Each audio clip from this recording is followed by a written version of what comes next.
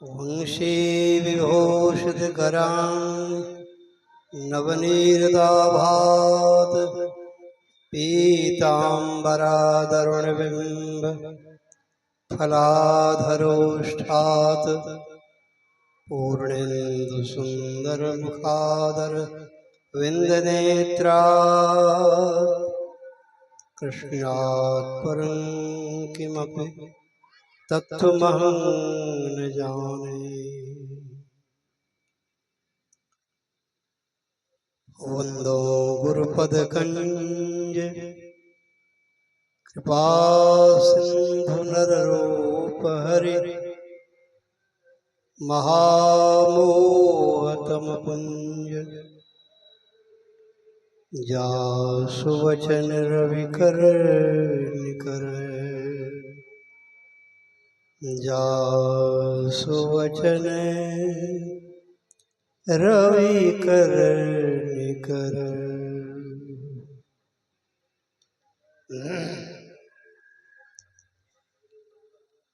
उपस्थित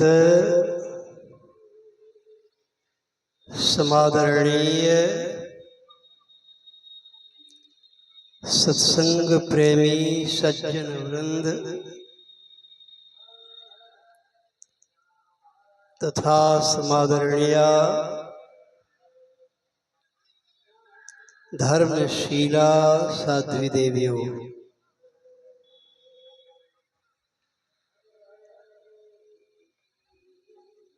सबसे पहले एक बात का पड़ताल करना है कि अभी हम लोग हैं कहाँ। आप लोगों को बड़ा आश्चर्य लगता होगा कि बाबा कहते हैं कि अभी हम लोग कहाँ हैं, पड़ताल करना है, पता लगाना है। सिंघिया गांव है, जगदम्बा भगवती दुर्गा माता जी का यह प्रांगण परिक्षेत्र है और हम लोग सत्संग में भी बैठे हैं। यह भी उचित है, परंतु जहाँ की बात हम लोग सुनते हैं तो उस समय हम लोग वहीं रहते हैं और वहाँ हम हमारा तन और मन सब एक साथ पहुंच जाता है। तो यथार्थ लाभ के भागी हम सब बनते हैं। एक जगह की बात है, बड़ा मंच था, कई महात्मा लोग आए थे। तो उसमें एक नवयुवक, आजकल के युग जमाने के पढ़े लिखे नवयुवक महात्मा थे। तो वो अंग्रेजी में बहुत बोलते थे। तो उसके बाद जिस महात्मा को माइक्रोफोन दिया गया, माइक दिया गया, तो उन्होंने बड़ा अच्छा कहा कि अभी हमें ऐसा लग रहा था कि हम इंग्लैंड में बैठे हुए हैं। इंग्लैंड में बड़ा आश्चर्य हुआ लोगों को, ऐसा क्यों कहते हैं? तात्पर्य यह है, उन्होंने कहा कि जहाँ के लोग विशुद्ध प्रांजल हिंदी नहीं समझ पाते हैं और यहाँ अभी अंग्रेजी में ही हम लोग सुन रहे थे, तो इसीलिए ऐसा मुझको लगा कि अभी हम लोग इंग्लैंड में हैं। तात्पर्य यह है, अभी बहुत देर से भगवान मर्यादा पुरुषोत्तम श्री रामचंद्र जी महाराज अयोध्या दरबार में सारी प्रजाओं को एक बार बुलाते हैं और उस समय जो उपदेश करके सुनाते हैं तो वही उपदेश अभी पाठ हुआ और हमारे महात्मा गण अच्छी तरह से आप लोगों को समझाने के प्रयास में लगे रहे। तो सच पूछें तो अभी हम लोग अयोध्या में भगवान श्री राम का उपदेश अभी पाठ रूप में और प्रवचन रूप में सुनने का अवसर मिला है। यह बड़ा सौभाग्य का विषय है। कारण ये है, हम सभी मनुष्य अपने को कहते हैं भगवान मर्यादा पुरुषोत्तम श्री रामचंद्र जी महाराज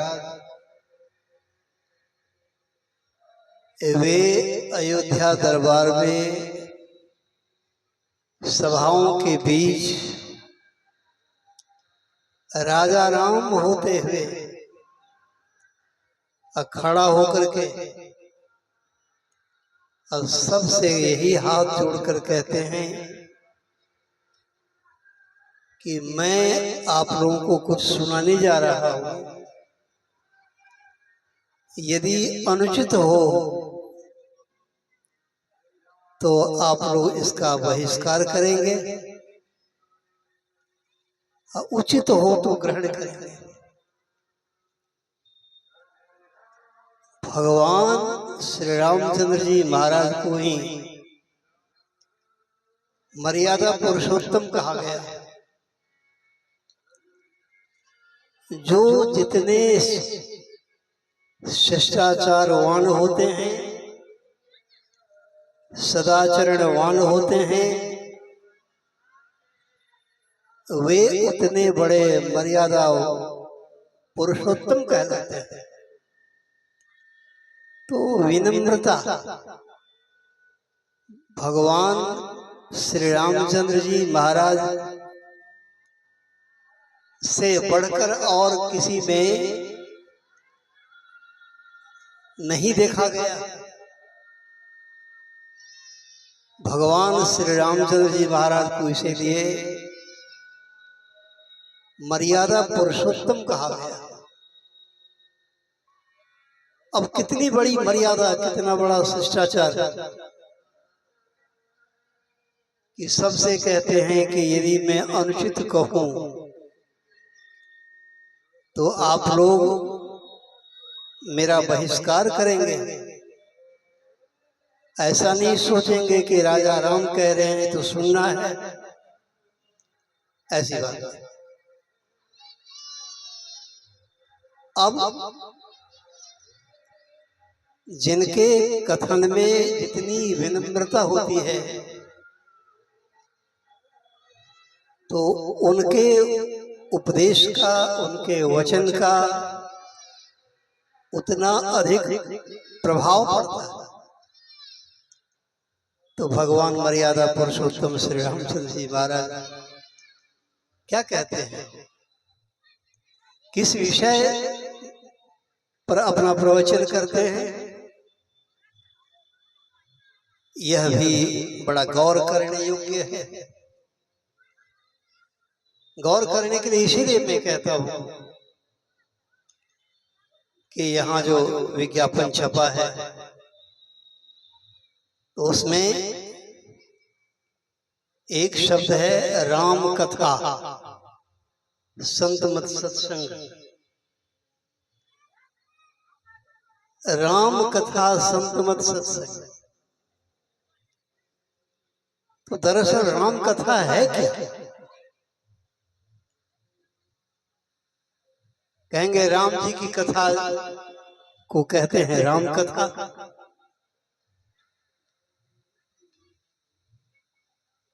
आप बंगला में यदि कुछ बातचीत करते हैं तो उसको बंगला में जो बातचीत होती है तो उसे कथा कहते हैं। बातचीत को कहते हैं कथा बंगला में। तो राम कथा का तात्पर्य, राम जी की कथा, ये तो आम बात भी सब कोई जानते हैं, जानना चाहिए। परंतु जिस कथा को सुनकर हनुमान जी प्रसन्न होते हैं, संत प्रसन्न होते हैं, तो उसी कथा का नाम है राम कथा।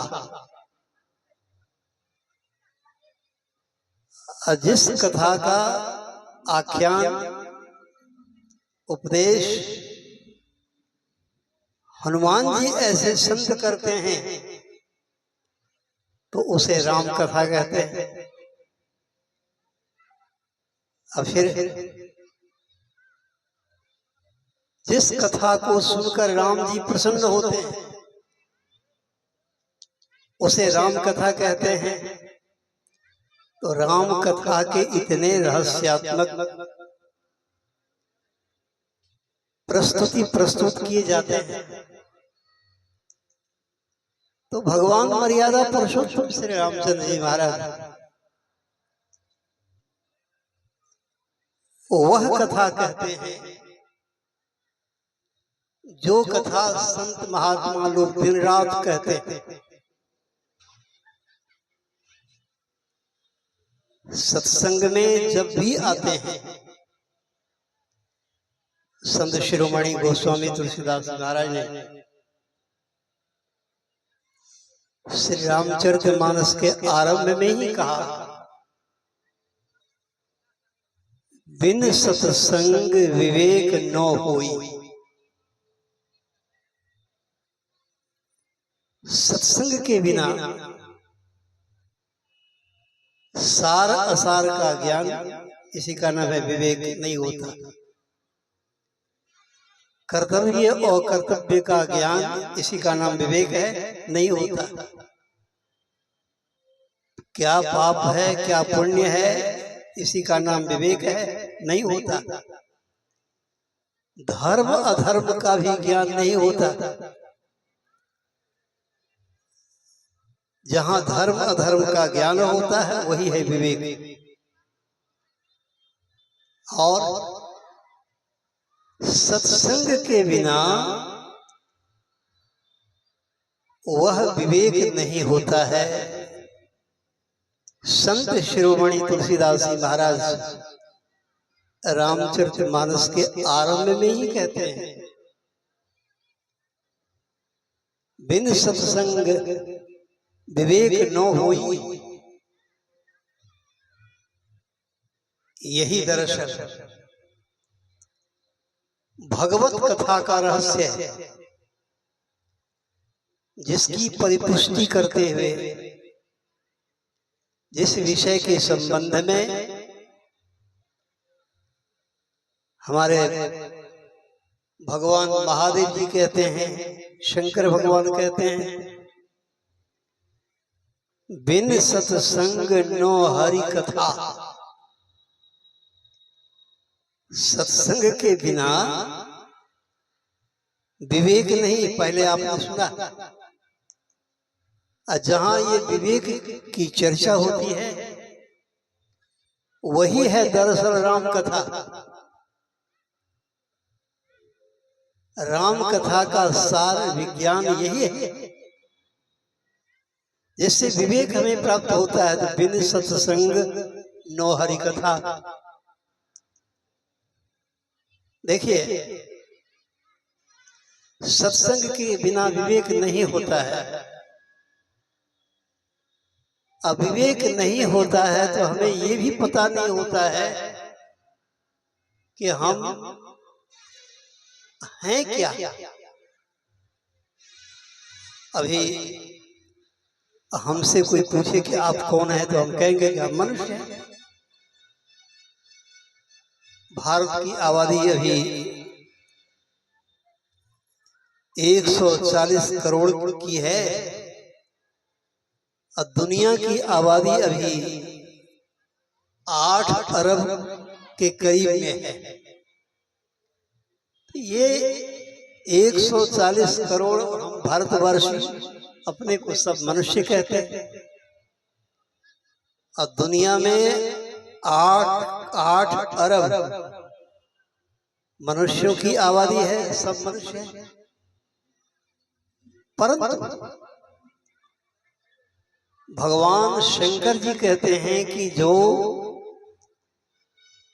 सत्संग में कथा श्रवण करने के अभिरुचि श्रद्धा प्रेम नहीं रखते, उनको विवेक नहीं होता।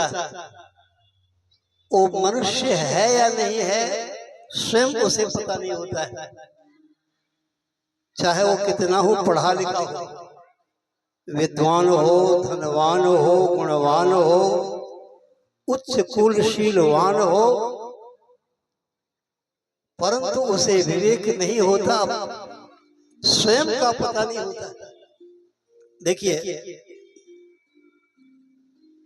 मेरे ख्याल में श्री रामचरितमानस जो सामवेदीय ग्रंथ है, हाँ, भारत का राष्ट्र ग्रंथ है। भारत क्या, अब तो दुनिया में रामचरितमानस को राष्ट्र ग्रंथ मानने को, विश्व ग्रंथ की संज्ञा कही गई है। उस रामचरितमानस में जैसा वर्णन है, मैं कहूंगा कि रावण से बढ़कर के न तो कोई तपस्वी हुआ, रावण से बढ़कर के न कोई आज तक विद्वान हुआ, और धनवान भी रावण कितना बड़ा था, तो सोने की उसकी सारी लंका पूरी थी। अब इससे आगे विशेष क्या कहा जा सकता है। रावण सबसे बड़ा तपस्वी था, सबसे बड़ा विद्वान था और सबसे बड़ा धनवान था। आज सब देशों में लंका भी एक बहुत गरीब देश है। लंका भी बहुत गरीब देश है। अभी भारत से बहुत सहयोग उनको मिलता है, लेकिन वह लंका, उस लंका का इतिहास बतलाता है कि सोने की बनी हुई लंका थी। सोने की, सोच सकते हैं। लेकिन जैसे रावण से बढ़कर कोई विद्वान संसार में नहीं हुआ, उस रावण को खुद का पता नहीं था। उस रावण को खुद का पता नहीं था। हम लोग कहते हैं कि ब्रह्मा जी के पुत्र थे ऋषि पुलस्त्य, जैसे वशिष्ठ जी, तो ब्रह्मा जी के सुपुत्र थे ऋषि पुलस्त्य। ऋषि पुलस्त्य का नाती था, नाती माने पुत्री की संतान को नाती हम लोग कहते हैं। अब बिहार के बाद आप पश्चिम में जहां कहीं भी जाएं तो पुत्र के पुत्र को भी नाती ही कहा जाता है, दोनों को नाती कहा जाता है। ऋषि पुलस्त्य का वह नाती था, होता था। रावण। तो ब्रह्मा जी की संतान को ब्राह्मण कहते हैं। अब ब्रह्मा जी के पुत्र थे ऋषि पुलस्त्य, और उनका पोता था रावण, तो रावण भी ब्राह्मण था। परंतु भगवान की कथा वह है जहां विवेक की प्राप्ति होती है। रावण संसार का सबसे बड़ा विद्वान, शुभ कर्म करने में भी सबसे आगे था। लगभग लाख वर्षों तक उसने घोर तपस्या की, और तपस्या के बल से सभी देवी देवताओं को अपने वश में उसने कर रखा था। देवता लोग उनके यहाँ आकर कोई झाड़ू लगाते थे, कोई पानी भरने का काम करते थे, टहल टिकोरा का काम करते रहते थे। सबको अपनी रिद्धि सिद्धि के बल से अपने वश में कर रखा था। उस रावण को विवेक नहीं था। हाँ, विवेक नहीं था। आप लोग सुनकर के आश्चर्य करते होंगे कि विवेक नहीं था। सीधे शब्दों में बाबा कह दिए आप। हाँ भाई, महादेव जी कहते हैं, सुनिए। अब महादेव जी का उदाहरण मैं इसलिए देता हूं, चूंकि रावण के आचार्य थे, रावण का गुरु था शंकर भगवान, रावण के गुरु थे। तो उनके गुरु का ही उपदेश सुन लीजिए और रावण को मिला लीजिए। अभी सदगुरु महर्षि में ही परमहंस जी महाराज के आदर्श का जिसके जीवन में अनुपालन नहीं हो रहा है, वे कितना हो बड़े स्वयंभू अपने को बन बैठे हैं। आप यहाँ देखते हैं, यह एक समझिए तो विशेष आदर्शवान सत्संग यहाँ आप लोगों ने आयोजन किया है। भले किसी कारणवश दो महात्माओं का नाम जो है वो नहीं आ पाए हैं, लेकिन उनका नाम है, उनका भी आगमन होना था। फिर भी अभी भी आप कई महात्माओं को मंच पर देखते हैं, बराबर सत्संग होता है, विशेष आयोजन होता है। लेकिन यह सत्संग जो आप लोग सिंघियावासी कर रहे हैं, यह एक विशेष आदर्शप्रद सत्संग कर रहे हैं। यह आयोजन विशेष रहस्य का है। क्या है? यहाँ कई महात्माओं को आप मंच पर देख रहे हैं, और हमारे मंच पर जितने महात्मा हैं, कोई महात्मा अकेले 2 घंटे 4 घंटे सभा को संबोधन कर सकते हैं, सभा में प्रवचन कर सकते हैं। लेकिन यहाँ देखते कितने महात्मा हैं, और सदगुरु महर्षि में ही परमहंस जी महाराज के शिष्य कहलाने वाले, संत मत के प्रचारक उपदेशक कहलाने वाले का ऐसा ही मंच आपने देखा होगा, जिसमें और किसी को न तो बैठने का अधिकार है न बोलने का अधिकार है। माना किसी को बोलने देते ही नहीं, अकेले स्वयं बोलते हैं। यहाँ तो सदगुरु महर्षि में ही परमहंस जी महाराज का आदर्श है। सदगुरु महाराज ने स्वयं ज्ञान स्वरूप पुरुषोत्तम युग सृष्टा होते हुए अपने बगल में पूज्यपाद श्रीधर बाबा, पूज्यपाद संतसेवी जी महाराज, पूज्यपाद शाही स्वामी जी महाराज, पूज्यपाद विष्णुकांत बाबा, पूज्य अभिदानंद स्वामी जी महाराज, पूज्य लक्षण बाबा, दल बहादुर बाबा ऐसे कितने महात्मा लोगों को अपने मंच पर बैठाते थे और सबका प्रवचन स्वयं सदगुरु महाराज जी सुनते थे और स्वयं अपने से सुनाते भी थे। इस बार जो आप लोग यहाँ सिंघिया गांव में ये सत्संग करवा रहे हैं, यह एक उपदेश आदर्शवान सत्संग करवा रहे हैं। जो सदगुरु महर्षि नहीं प्रभु जी महाराज का आदर्श क्या था, तो इस सभा में आप देख सकते हैं हर तबके के महात्मा हैं, लोग हैं, विद्वान हैं, सबका सम्मान है, सबका आदर है। वही यही है संत महापुरुषों का आदर्श। रावण का आदर्श कैसा था? एको हम द्वितीयो नास्ति, मेरे सिवा और कोई कुछ नहीं है, मेरे सामने कौन बैठ सकता है, कौन बोल सकता है।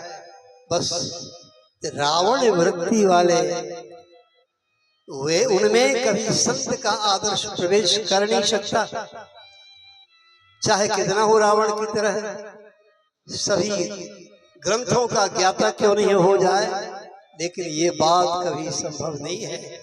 मैं ये कह रहा था, आदर्शवान संत महापुरुषों के सत्संग के बिना विवेक, उन भगवान की कथा अथवा विवेक प्राप्त नहीं होता। तो रावण में विवेक नहीं था, तो सबूत क्या है? तो रावण के गुरु महाराज थे महादेव जी। अभी जैसे मैंने सदगुरु महाराज जी का नाम लेकर के उदाहरण दिया तो सबका मन प्रसन्न हो गया और जय ध्वनि करने लगे कि श्री सदगुरु महाराज की जय। यही बात है। राम हनुमान महादेव जी क्या कहते हैं? पार्वती जी पूछती हैं कि मनुष्य में किसी को राक्षस कहा जाता है और किसी को देवता कहा जाता है। तो दरअसल मनुष्य तो मनुष्य है, इंसान तो इंसान है, इंसान तो भगवान भी हो सकता है, लेकिन उसको राक्षस क्यों कहा जाता है और किसको कहा जाता है? तो महादेव जी कहते हैं कि पार्वती खूब गौर करके सुनो, आप लोग भी खूब गौर करके सुन लें। माँ नहीं मात, पिता नहीं देवा, साधुन सन करवावई सेवा, जेहि के अस आचरण भवानी, अतेहि निश्चल समझानहु प्राणी।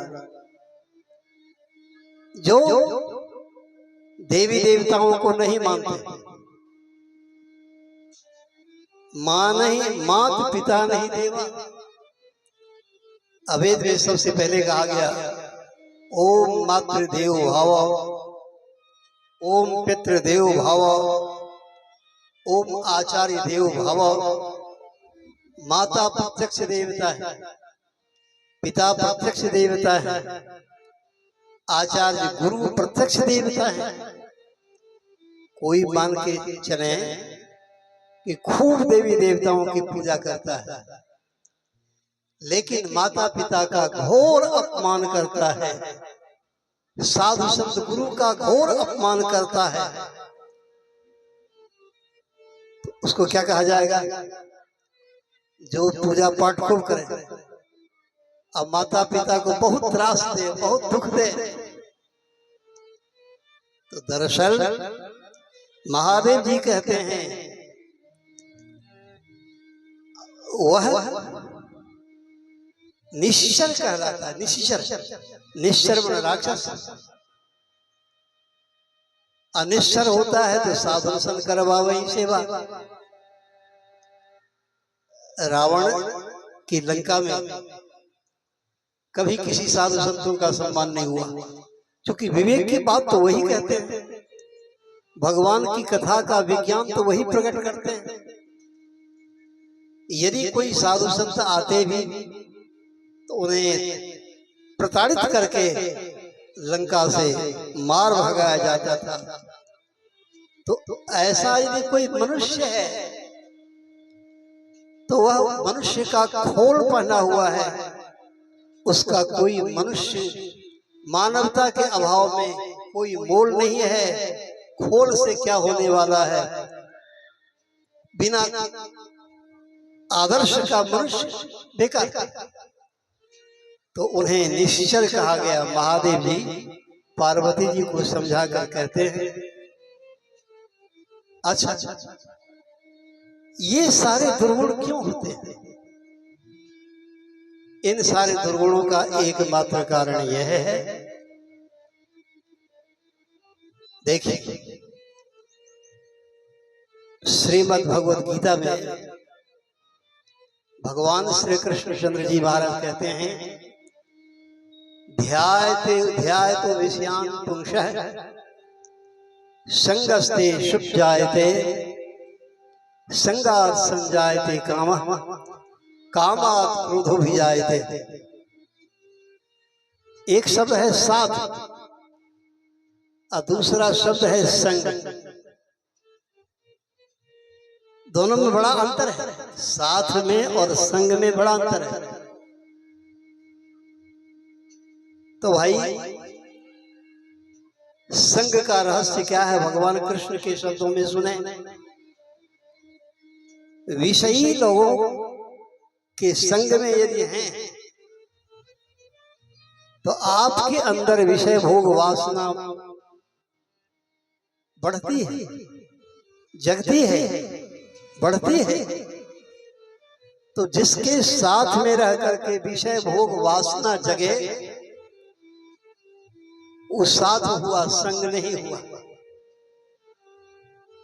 अब फिर विषय की वासना जिसके संग में जगती है और उसकी पूर्ति नहीं होने पर फिर तो क्रोध होता है। क्रोध होने से विवेक शक्ति का नाश हो जाता है, सम्मोह उत्पन्न हो जाता है और सम्मोह के उत्पन्न होने से सब कुछ का नाश हो जाता है। वही राक्षस कहलाता है। सज्जनों, संग उसको कहते हैं जिसके पास रहने से